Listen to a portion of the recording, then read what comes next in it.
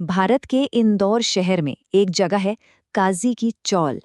अब देखिए यहाँ की जो कहानियां है ना, वो किसी एक भूतिया घर की नहीं है। नहीं, ये एक ऐसे खौफ की कहानी है जिसने पूरे के पूरे मोहल्ले को अपनी पकड़ में ले लिया था। तो चलिए इस रात से पर्दा उठाते हैं। लेकिन एक मिनट, आगे बढ़ने से पहले ये जान लेना जरूरी है कि ये सिर्फ एक डरावनी कहानी नहीं है। इसके पीछे ना एक बहुत गहरा दर्द है, एक ऐसी ट्रेजेडी जिसने कई परिवारों की जिंदगी को हमेशा के लिए बदल कर रख दिया। तो इस पूरे मामले की शुरुआत होती है साल 2015 से। कहानी का सेंटर पॉइंट है 14 साल की एक लड़की हिना। उसकी जिंदगी में जो हुआ वो इस पूरे रहस्य की सबसे पहली और सबसे जरूरी कड़ी है। हुआ यूं कि हिना का परिवार एक नए घर में शिफ्ट हुआ और बस वहीं से सब कुछ बदल गया।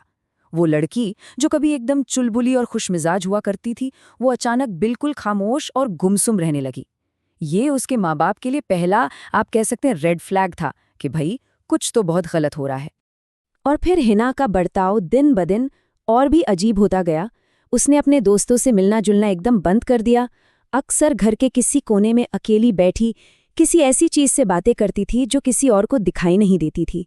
वो अपना सिर ऐसे हिलाती मानो दो अलग अलग लोगों से एक साथ बात कर रही हो। जब परेशान होकर उसके पेरेंट्स ने डॉक्टर की मदद लेनी चाहिए तो वो चिल्ला पड़ी, मैं पागल नहीं हूं।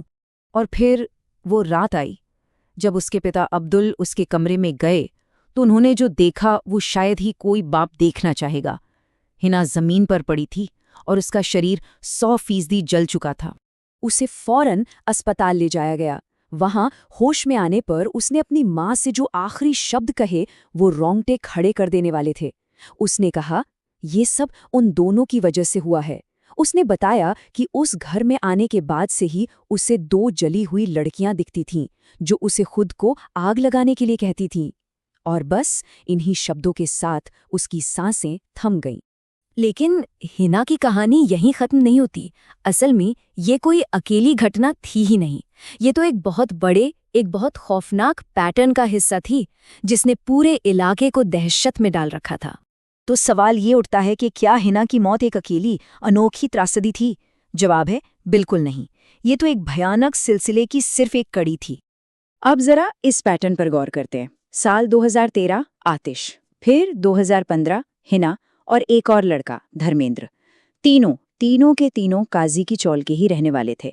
और सबसे डरावनी बात, तीनों ने मरने से ठीक पहले एक ही कहानी सुनाई कि 2 लड़कियों ने उन्हें ऐसा करने पर मजबूर किया था। और नतीजा, तीनों की मौत। हर केस में तरीका बिल्कुल एक जैसा था। विक्टिम्स का कहना था कि 2 रहस्यमयी लड़कियां उन्हें मैनिपुलेट करती थीं, उन्हें मानसिक तौर पर इस कदर तोड़ देती थीं कि वो खुद अपनी जान लेने पर मजबूर हो जाते थे।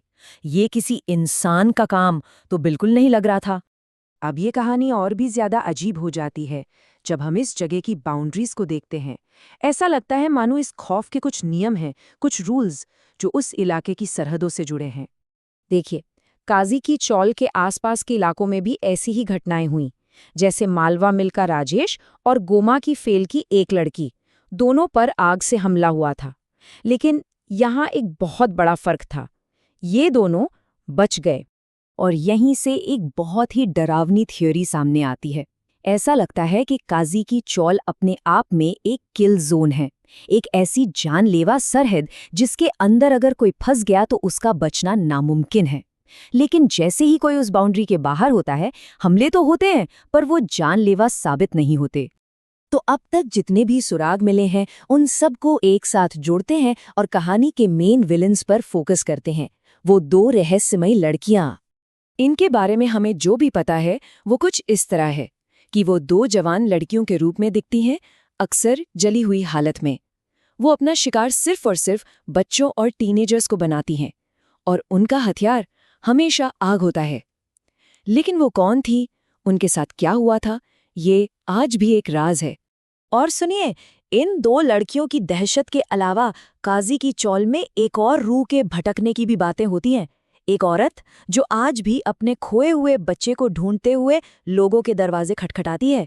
ये सब मिलकर इस जगह को पैरानॉर्मल एक्टिविटी का एक हॉटस्पॉट बना देता है। इस पूरी ट्रेजेडी का जो असर था वो सिर्फ काजी की चौल की गलियों तक ही सीमित नहीं रहा। मौत का ये साया उन जगहों पर भी पड़ा जो किसी न किसी तरह इस कहानी से जुड़ गई थीं।